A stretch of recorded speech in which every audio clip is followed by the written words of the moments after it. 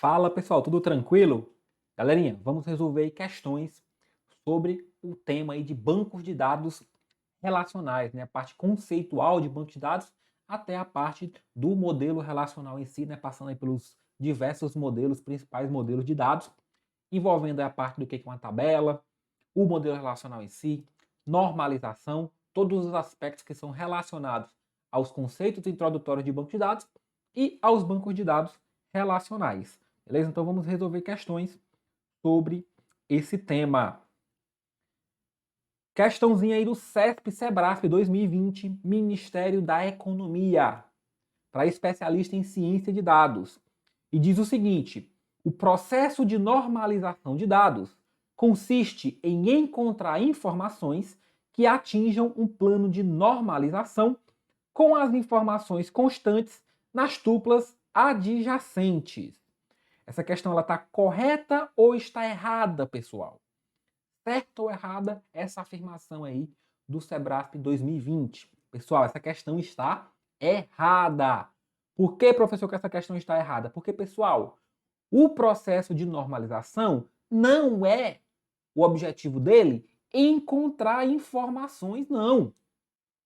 O processo de normalização, ele visa organizar, reestruturar as tabelas de um banco de dados relacional para minimizar a redundância dos dados e para minimizar as anomalias de inclusão, de alteração, né, ou de manipulação dos dados, né, de inclusão, alteração ou exclusão dos dados. Então, dois objetivos são da normalização.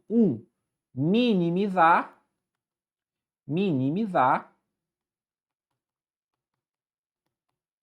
redundância.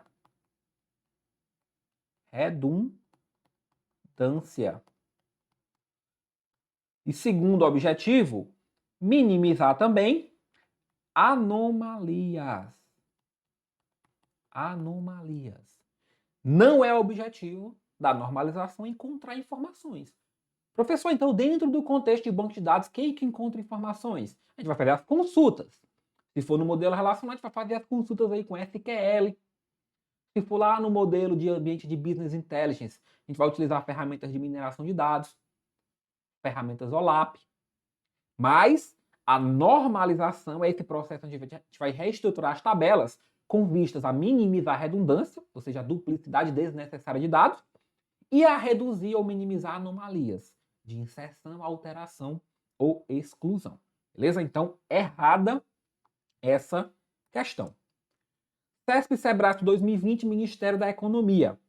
Um banco de dados relacional organiza os dados em tabelas e os vincula com base em campos-chave.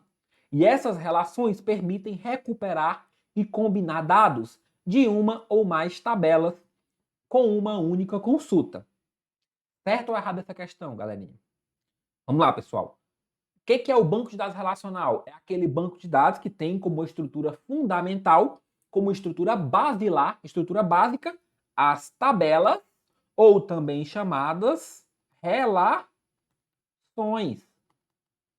Essa é a estrutura fundamental, a estrutura basilar de um banco de dados relacional. Então, de fato, a organização dos dados ocorre em torno dessas tabelas. E há também aí a vinculação com base nos campos-chave, nas chaves primárias, nas chaves estrangeiras, para fazer o relacionamento entre as tabelas do banco relacional, entre as tabelas do modelo relacional. Então, se você tem lá duas tabelinhas, para você associar essas tabelas, você vai usar aqui um atributo ou um conjunto de atributos para fazer ligação que aponta para a chave primária da outra tabela. Então, aqui você vai ter uma chave estrangeira ou foreign key, e aqui você vai ter uma primary key.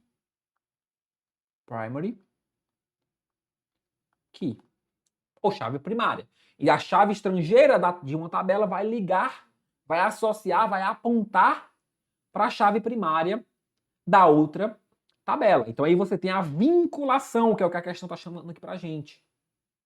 E aí, como você tem essa vinculação, como você tem essa associação entre tabelas, é possível recuperar dados dessas diversas tabelas ao mesmo tempo, fazendo a associação entre elas.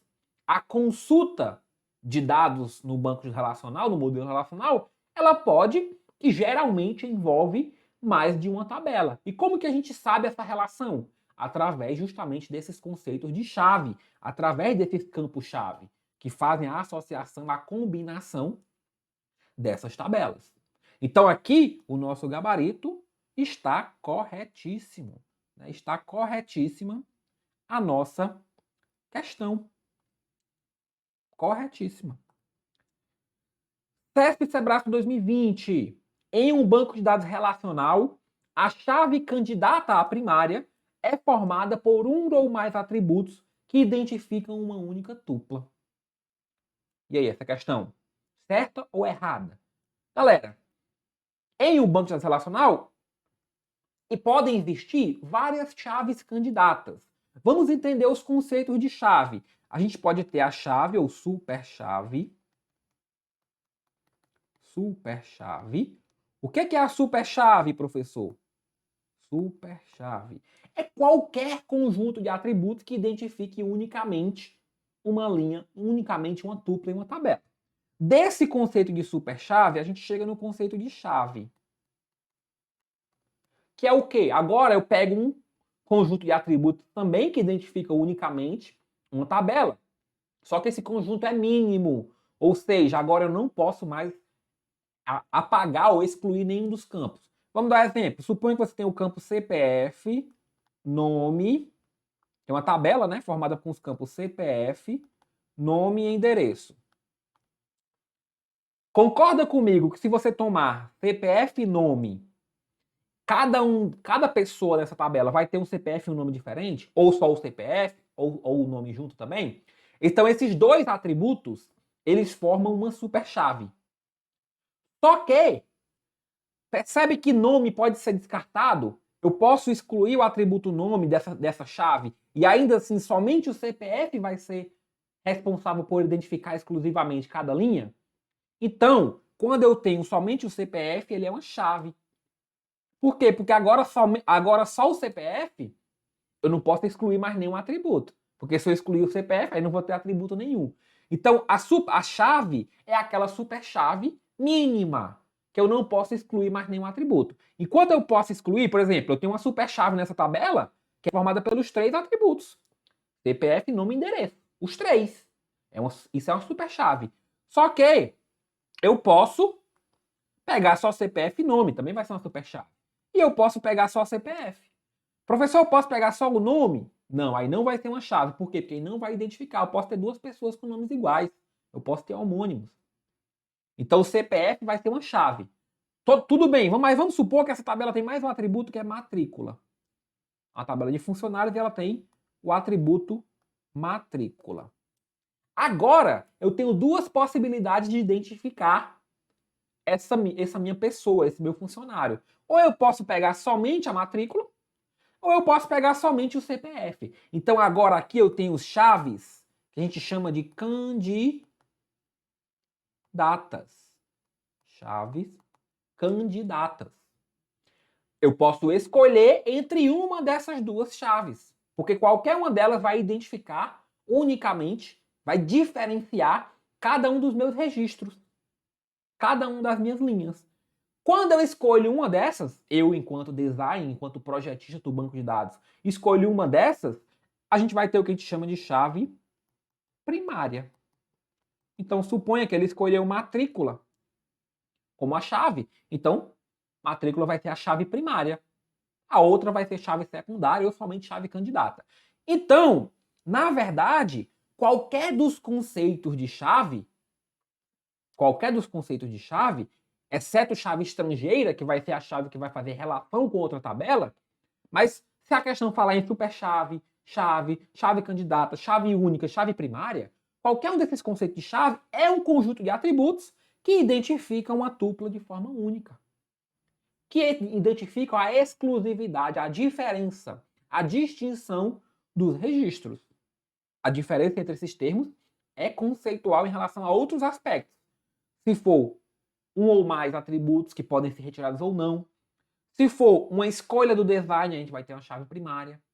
Cada uma das possibilidades é uma chave candidata. Mas todas essas identificam unicamente o registro. Identificam unicamente o registro. Então, esse item está correto, né, pessoal? Esse item está corretíssimo. Corretíssimo. Beleza? CESP e Sebrasp 2020. A restrição de integridade referencial exige que os valores que aparecem nos atributos especificados de qualquer tupla na relação referenciadora também apareçam nos atributos de pelo menos uma tupla na relação referenciada. E aí? Pessoal, é justamente isso que nos diz a restrição de integridade referencial. Quando eu tenho duas relações, e eu tenho uma referência, uma associação entre essas tabelas, a gente vai usar aqui uma foreign key, uma chave estrangeira, que é um ou mais atributos que deve referenciar, que deve ligar, que deve se associar a um ou mais atributos de outra tabela. E essa tabela que a gente chama de referenciadora, essa primeira, né, essa A, a gente chama de referenciadora porque ela é quem referencia a outra, e a B a gente chama de referenciada. Então a referenciadora é quem tem a chave estrangeira. E a referenciada é quem tem a chave primária. Então essa é a relação. E essa restrição é a restrição de integridade referencial. Ou seja, para respeitar a restrição de integridade referencial, o valor da chave estrangeira deve existir como chave primária de outra tabela. Ou como chave candidata, pelo menos. Tá? Mas deve ter essa relação. Ou seja, eu não posso ter uma chave estrangeira que aponta para um valor inexistente. Uma chave estrangeira na tabela A que aponta para um valor inexistente na tabela B. Não, não posso isso. Eu estaria ferindo a restrição de integridade referencial. Então essa questão está corretíssima. CESP e Sebrasp 2020. Um esquema de banco de dados é um conjunto de regras que governa o banco de dados ou todo o conjunto de objetos pertencentes a um determinado usuário. Essa questão ela é bem interessante porque, na verdade, ela traz uma decorrência aí, ou uma definição alternativa de esquema. Pessoal, um esquema de banco de dados, ele traz para a gente a estrutura. A estrutura daquele banco. Vai dizer quais são as tabelas, quais são as colunas daquelas tabelas, os campos, né, os domínios para aqueles campos. Então ela traz toda essa estrutura. E aí ele vem, mas só que ele diz o seguinte, é um conjunto de regras que governam o banco de dados. Beleza, são as regras da estrutura. As regras que definem a estrutura do banco de dados. Que define quais são as tabelas que formam esse banco. Que define quais são as colunas de cada uma dessas tabelas, quais são os domínios possíveis para os valores dessas colunas. Então são essas regras. E aí tem uma definição alternativa, ou todo o conjunto de objetos pertencente a um determinado usuário. Essa definição também é válida e também é aceita para esquema. Embora o mais comum, a definição mais comum de esquema, seja aquela que diz para a gente a estrutura, é aceita também a regra que diz que são os objetos pertencentes a um determinado usuário. Então, cada usuário vai ter o seu esquema de banco de dados. Então, o usuário Ramon vai ter lá, o SR Ramon, ou o usuário Ramon, vai ter o esqueminha dele para que ele pode acessar quais são os objetos que ele pode acessar. E assim, cada usuário vai ter o seu esquema. Tá? Então, essa definição de esquema, então está correta essa questão. CESP e Sebrasp 2020. Chaves estrangeiras não podem ser nulas. E cada registro na tabela deve possuir uma e somente uma chave estrangeira. Pessoal, essa questão está totalmente equivocada. Por quê? Primeiro, uma chave estrangeira pode sim ser nula. Eu posso ter aqui, ó, por exemplo, eu tenho uma tabela veículo e eu tenho o CPF do proprietário. CPF do proprietário. Então, esse aqui é uma chave estrangeira que me associa lá com outra tabelinha de pessoas ou de clientes e eu vou ter lá o CPF da pessoa. Se o veículo não foi vendido, ou seja, ele não tem proprietário ainda, então esse veículo vai estar registrado como proprietário nulo. O valor vazio. Esse campo CPF do proprietário vai estar vazio. Vai estar nulo, porque não tem associação ainda. Então a chave estrangeira pode sim ser nula. Quem é que não pode ser nulo? Qual é a chave que não pode ser nula no modelo relacional, na tabela do modelo relacional? A chave primária. Se eu tenho uma pessoa cadastrada aqui, aí o CPF dela tem que existir, porque ela é uma chave primária. Se não existir um CPF, como é que eu vou identificar unicamente cada um dos registros, cada uma das pessoas? Então tem que ter a chave primária. Tem que ter. Não pode ser nula a chave primária. A chave estrangeira pode. Só significa que eu não tenho associação para aquele registro específico. E a segunda informação da questão diz o seguinte, que cada tabela deve ter somente uma chave estrangeira. Não, pessoal. Uma tabela pode se associar com quantas tabelas forem necessárias. E para cada uma pode ter uma chave estrangeira específica. Então não há essa restrição de que somente uma chave estrangeira seja existente, que só exista uma chave estrangeira na tabela. Não há essa restrição. Não há essa restrição. Então, a questão está errada aí por dois motivos. Basta que você soubesse um deles. Então, pode ser nula sim. E somente uma também não. Primeiro que ela nem deve possuir uma chave estrangeira. Ela pode ou não possuir uma chave estrangeira. Pode ser que aquela tabela não possua chave estrangeira. Mas ela pode ter mais de uma. Então, ela pode ter nenhuma ou várias chaves estrangeiras. Então está totalmente equivocada, totalmente errada, nem tem discussão essa questão. CESP Sebrae 2020, Ministério da Economia. Uma view é uma tabela que é atualizada no momento em que uma das tabelas consultadas é atualizada. A view permite consultas ao banco de dados de forma mais rápida quando comparada à utilização de índices. Então essa questão ela traz a comparação entre duas estruturas auxiliares quando a gente trata de modelo de banco de dados. Quando a gente trata de banco de dados.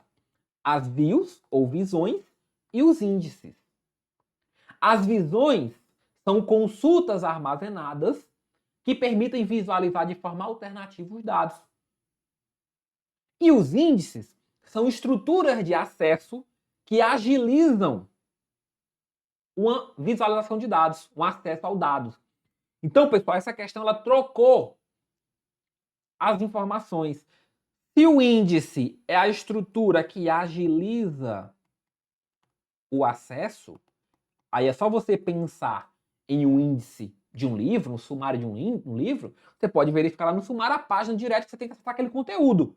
Da mesma forma é um índice no banco de dados. Ele organiza lá os dados de forma que você vai fazer a consulta mais rápida, seja através de busca binária ou de outro instrumento que ele utilize para fazer o acesso mais rápido. Então, o objetivo do índice é agilizar o acesso. O objetivo da visão é fornecer uma maneira alternativa. Então, são dois objetivos diferentes. Ah, professor, a visão, ela permite uma consulta mais rápida? Até permite, porque ao invés de você digitar o código da consulta todo de novo, você vai só selecionar a visão e já vai ser retornado aqueles dados, porque você armazenou a consulta. Beleza. Então ela facilita, ela agiliza um pouco. Só que o índice, o objetivo dele é agilizar o acesso. Então não tem como a gente dizer que o índice ou que a view é mais rápida, a consulta é mais rápida do que o índice. Não, tá invertido isso daqui. Então é errada essa questão. CESP Sebrae 2020 TJ Pará. Um sistema de banco de dados proporciona a empresas o controle centralizado de todos os seus dados. O funcionamento de banco de dados baseia-se em unidades lógicas de trabalho, conhecida como. Quem são as unidades lógicas de trabalho de um banco de dados ou de um banco de dados relacional? São as queridas transações. A transação, pessoal, é um conjunto de operações que ocorre de maneira atômica, que ela ocorre como uma unidade de processamento. E ela tem uma série de características. Quais são elas? Principalmente as propriedades ACID. Então, uma transação precisa ser atômica, ou se realiza todas as operações dela, ou nenhuma delas é realizada. Tem que ser consistente, ou seja, tem que levar o banco de dados de um estado válido para um estado também válido, tem que respeitar as restrições. Isolamento. Podem ocorrer várias transações no mesmo banco, mas cada transação não deve ter interferência indevida na outra. E durabilidade. As transações devem registrar, armazenar os dados de forma permanente, ou pelo menos até que outra transação seja realizada naqueles mesmos dados. Após uma transação ser finalizada, a modificação não deve ser perdida. Então esse aqui tem a ver com durabilidade. Então essa transação é unidade lógica. E uma transação, pessoal, ela pode ter várias operações dentro. Pode ter uma inclusão, pode ter uma alteração, pode ter uma exclusão, outra inclusão. Então tudo isso são operações encapsuladas dentro de uma mesma transação, sob o título de uma mesma transação. E aí você precisa entender que essa unidade lógica ela é chamada de transação e que ela possui essas 4 propriedades. São as propriedades das transações ou propriedades ACID. CESP 2019, MPC Pará, analista ministerial TI. Assinale a opção que apresenta o modelo de dados caracterizado por organizar os dados em uma estrutura de tipo árvore, na qual cada registro tem um único pai e é classificado em uma ordem específica. Pessoal, falou em tipo de árvore, falou em pai, filho, folha. Estamos nos referindo ao modelo de dados hierárquico. Os modelos de dados são diversos. A gente tem o modelo relacional, que é o principal deles. A gente tem o modelo de rede. A gente tem o modelo orientado a objetos. A gente tem o modelo hierárquico. Modelos podem ser híbridos. Modelo XML. Mas falou em estrutura pai e filho, a gente tem o modelinho, que é o dito árvore. Falou em hierarquia, a gente tem o modelinho árvore. Em que os dados são organizados nessa estrutura de pai e filho. Nessa estrutura hierarquizada. Beleza? No modelo relacional, a gente tem a formação, a estruturação dos dados em formato de tabelas. No orientado a objetos, a gente tem lá os classes e objetos, com seus métodos e propriedades. No modelo de rede, a gente tem relações 1 para 1. Então, cada item vai se associar a outros itens. A gente tem um modelinho de rede. Modelo XML, a gente tem utilização das tags. Então, cada modelo tem sua organização, suas propriedades específicas. O modelo hierárquico é esse que representa os dados em formato de árvore, em formato de pais e filhos. Beleza? Em que cada nó ou filho, né, tem um pai, mas cada pai pode ter mais de um filho. Perfeito? CESP Sebrae 2019, TJ Amazonas. Acerca de sistema gerenciador de banco de dados, do TAN e segurança de banco de dados, julgue o item. Em sistema de gerenciador de banco de dados, nosso SGBD, os índices são estruturas que permitem agilizar a busca dos registros no disco. Olha que questão beleza, que questão legal. Índices, similares aos sumários aí dos nossos livros, são essas estruturas que vão facilitar, que vão agilizar, que vão tornar a busca naquele banco de dados mais rápida, mais veloz. Por quê? Porque quando você faz uma busca normal no banco de dados, ele vai consultar todos os registros linha a linha. Pode ser que o seu registro esteja lá na frente. Ele vai demorar um pouco. Imagina você pegar um livro e ler página a página procurando o que você quer. Se você for no índice, você vai saber mais ou menos onde é que está. Então, o índice no banco de dados ele funciona com algumas formatações. Pode ser, por exemplo, busca binária, então ele vai dividindo a metade. Então, ele já consulta. Será que o meu registro que eu quero está na metade de cima ou na metade de baixo? Se estiver na metade de baixo, ele já nem busca mais na metade de cima. Então, ele já dividiu na metade. E essa nova metade, ele vai dividindo em metades para poder o universo de busca ficar sempre menor. Então, a busca é facilitada, é agilizada. Temos um ganho de desempenho nessa busca. CESP 2019, TJ Amazonas. Na arquitetura ANSYS-Spark de um SGBD, o nível interno trata do armazenamento físico dos dados. O nível externo trata do modo como os dados são visualizados por usuários individuais. E o nível conceitual oferece uma visão comunitária dos dados. A arquitetura, Ansias Park, a gente tem 3 níveis. A gente tem o nível externo, o nível conceitual e o nível interno. No nível externo, a gente tem as visões. São partes do banco de dados para cada usuário específico, para cada grupo de usuários. O nível conceitual é aquele que a gente descreve o banco inteiro, o banco de dados inteiro. E no nível interno, onde a gente descreve as estruturas de armazenamento. Dito isto, vamos avaliar o que a questão está dizendo. Ela diz que o nível interno trata do armazenamento físico de dados. Beleza. O nível externo trata do modo como os dados são visualizados por usuários individuais. Beleza. Ou usuários individuais, indivíduos, ou grupos de indivíduos, tá, pessoal? O fato de dizer que é indivíduo ou usuário individual não invalida a possibilidade também de ter um grupo de usuário. Por quê? Porque cada visão pode ser para um grupo, para um setor específico da organização. E o nível conceitual oferece uma visão comunitária. Perfeito, oferece uma visão do todo do banco de dados para uma certa comunidade, para uma certa organização, para uma certa empresa. Embora esses termos sejam um pouquinho mais rebuscados, digamos assim, dentro do conceito fundamental da arquitetura, mas é exatamente isso mesmo. É exatamente isso que a questão quer dizer. Então, correta a nossa questão. CESP 2019, TJ Amazonas. No modelo relacional, um objeto de dados mantém internamente dados em um conjunto de operações que agem sobre os dados. Pessoal, falou aqui em objeto de dados, a gente não está falando do nosso modelo relacional. A gente está falando do modelo de objetos. Modelo de dados de objetos é quem vai armazenar os dados em formato de objetos com as suas propriedades e os seus métodos. Tá? Com os seus atributos ou propriedades e com os seus métodos ou operações. E a relação entre esses objetos, que estão organizados em classes. O modelo relacional organiza os dados como? Em formato de tabela. Está errada essa questão porque ele troca qual é o modelo de dados. CESP 2019, Cefaz Rio Grande do Sul.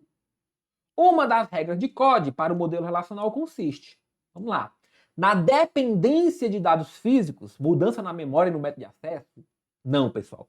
Quando a gente tem modelo relacional, banco de dados, a gente quer a independência de dados. Independência de dados. O que é que significa a independência? Quando eu alterar o esquema de baixo, pensando lá nos 3 níveis, né, na arquitetura de 3 níveis, quando eu alterar algo no nível de baixo, eu não preciso mexer no nível de cima. Tá? Quando eu alterar algo no meu armazenamento físico, eu não preciso mexer no meu modelo lógico. Então é isso que quer dizer a independência. Então a gente quer no modelo relacional independência e não dependência. Na independência de distribuição, já é o nosso gabarito. Professor, o que é tal independência de distribuição? O banco de dados ele não precisa estar armazenado em um único local. Ele pode estar armazenado em vários locais. Cada parte em um determinado servidor, que pode estar inclusive em países diferentes, em locais físicos diferentes. Mas você, usuário, não quer saber disso. Você, usuário, não está preocupado onde estão os dados armazenados. Você só quer acessar aqueles dados. Então, para você, é como, ou o banco, ou o modelo tem que mostrar que está tudo integrado. Você não visualiza essa repartição. Então, isso aqui quer dizer a independência de distribuição. Ou seja, independente de onde os dados estão armazenados, para o usuário eles são apresentados como se estivessem em um único local. O usuário, para isso, é transparente. Ou o usuário, pelo menos, não é afetado por essa distribuição. Então, a letra B, corretíssima. Letra C. Na presença de uma linguagem de programação no SGBD que promove interface com o banco de dados, com a segurança e atualização. Pessoal, linguagem de programação não é no SGBD. Linguagem de programação vai montar, vai codificar os aplicativos que podem acessar esses bancos de dados. Mas a linguagem de programação não é no SGBD. A gente tem uma linguagem declarativa, que é o SQL, para fazer as consultas. D. Na subdivisão das regras de integridade ou restrições, quando utilizada uma linguagem de baixo nível. Subversão de regras? Não. Mesmo que exista no banco de dados uma linguagem de baixo nível que um certo administrador possa utilizar para alterar alguma coisa, ele não pode subverter, descumprir as restrições de integridade, as regras de integridade. Senão, você descumpre isso. Beleza? E letra E. No não tratamento das atualizações das visões, não, tem que ser no tratamento. Se uma tabela é atualizada, a visão que utiliza dados dessa tabela também deve ser atualizada. Perfeito? Então, gabarito letra B.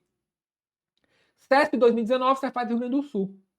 No modelo relacional, a afirmação duas tuplas distintas em qualquer estado da relação não podem ter valores idênticos para os atributos na chave. O que é isso? Que afirmação é essa? Duas tuplas distintas em qualquer estado da relação não pode ter valores idênticos. Isso é uma propriedade da chave do modelo. Ou seja, a chave é justamente aquele atributo ou conjunto de atributos que garantem que eu tomando duas linhas, eu não vou ter duas linhas iguais, jamais, em todos os seus valores. Então, isso é uma propriedade da chave do modelo. CESP 2019, Cefaz do Rio Grande do Sul. As funções de um sistema de gerenciamento de banco de dados, ou um SGBD, incluem. Quais dessas são somente funções do SGBD? Vamos item a item. Letra A. Gerenciar o backup e a recuperação de dados. Pessoal, backup e recuperação de dados, se for dentro do modelo, dentro do banco de dados, pode até ser que o SGBD trate um pouco disso. Bem como o escalonamento de... Mas não é do computador como um todo, tá? Não é da máquina como um todo, só dentro do contexto. Bem como o escalonamento de processo no processador. Aí, ó, escalonamento de processo no processador, quem trata é o SO, o Sistema Operacional, e não o SGBD. B. Gerenciar sistema de arquivos. Quem gerencia sistema de arquivos é o SO. Sistema de arquivos é outra forma de organização de dados, diferente de banco de dados. Então, o SGBD gerencia banco de dados, não sistema de arquivos. Quem gerencia o sistema de arquivos, que são lá as pastinhas, os diretórios, os arquivos, a organização disso, é o sistema operacional. C. Gerenciar a entrada e saída de dispositivos, linguagens de acesso ao banco de dados e interface de programação de aplicação. Quem gerencia a entrada e saída de dispositivo também é o SO. Gerencia mouse, teclado, monitor, não é o SGBD, não. É o sistema operacional, Windows, Linux, quem for. D. Gerenciar a integridade dos dados. Beleza, os dados têm que ser íntegros. O dicionário e o armazenamento dos dados. Bem como a memória do computador. Ó, memória do computador não é função do SGBD, não. O SGBD pode até controlar a memória utilizada dentro do banco de dados. Mas a do computador, quem gerencia é o sistema operacional. Então perceba que a questão trouxe várias atribuições do SO e quis colocar como atribuição do SGBD. Na letra E, transformar e apresentar os dados, controlar o acesso de multiusuário e prover interfaces de comunicação do banco de dados. Perfeito. Transformar e apresentar os dados, utilizando lá a linguagem de consulta para isso, por exemplo, SQL. Controlar o acesso de multiusuário, vários usuários podendo acessar ao mesmo tempo aquele banco de dados e prover interface de comunicação, né? Possibilitar que alguém consiga, que as pessoas consigam interagir com o banco de dados, tá? Com o banco de dados. Então, gabarito, letra E. Beleza, pessoal? Show de bola, então. Show de bola, então. Vimos aí algumas questõezinhas sobre os bancos de dados, principalmente aí sobre os bancos de dados relacionais.